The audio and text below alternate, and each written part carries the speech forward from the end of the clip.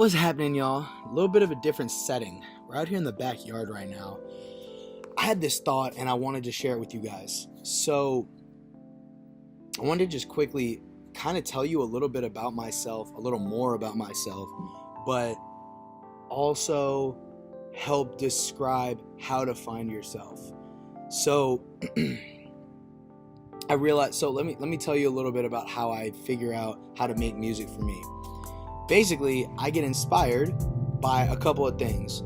I get inspired by my own emotions, I get inspired by the stories in my life, and I get inspired by other people's music.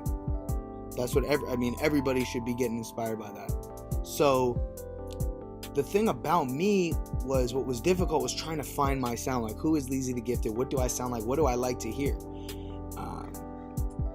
I take people's input super seriously. So what I would do is I would listen to a lot of different artists and try to figure out what I'd like to hear. And I would also try to figure out what do I want to make. Now, of course, before I was producing my own music, trying to find my sound and create my sound was so difficult. Like, oh my gosh, like it was really hard. But now that I produce my own music, it's like much easier, super easy to create my own sound. I can get in and do whatever I want whenever I want in the studio, and it's awesome. But point is, I realized something really about myself. I realized that I'm kind of an intense person. With that, now obviously, like, for most of the day I'm chill.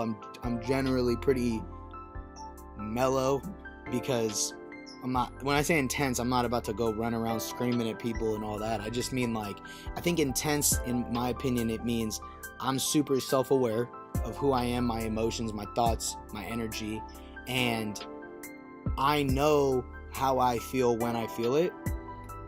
When it comes to the studio, anytime a song is made, or anytime I'm making a beat or playing at the piano or hitting the drums or writing vocals, recording vocals, I know exactly how I'm feeling, and I know how to bring that energy 100% and get as deep as I possibly can with that emotion. So whether it's a love song, I know how to get deep into that emotion. I know when I'm angry about something, I know how to get mad and like feel it and then record it and put and play it. Like I know I'm in tune with myself. I know exactly how to bring out those emotions in myself. And so, you know, what I would used to do is I would hear artists around me, you know, people who I'm friends with, and I would hear their music and be like, man, that's dope. I want to make something like that. The problem is the way they put their emotions out, or the way they feel about something, isn't going to be the way I'm going to feel about one of my songs. So it just, and obviously, like we've heard a million times, like, don't go chasing other people's sound, like don't bite them. I'm not sound biting. I just mean I'm inspired by people around me, so I want to make music like them. But you can take elements, but you can't completely copy it.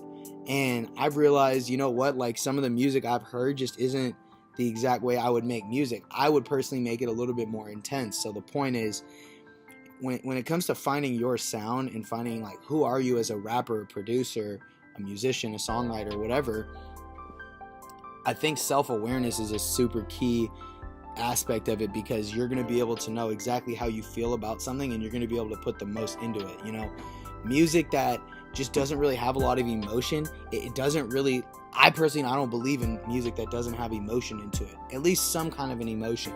You know, even songs that come off as, even Designer's song Panda, I was just watching a video about that. Like, even Designer's song Panda, that has emotion to it. That has energy. You know what I mean? That's why the song got popping. A lot of songs give off emotions to people. Like Lil Pump's Gucci Gang, that gives me an emotion when I hear it. I feel confident, I feel happy, I feel energetic.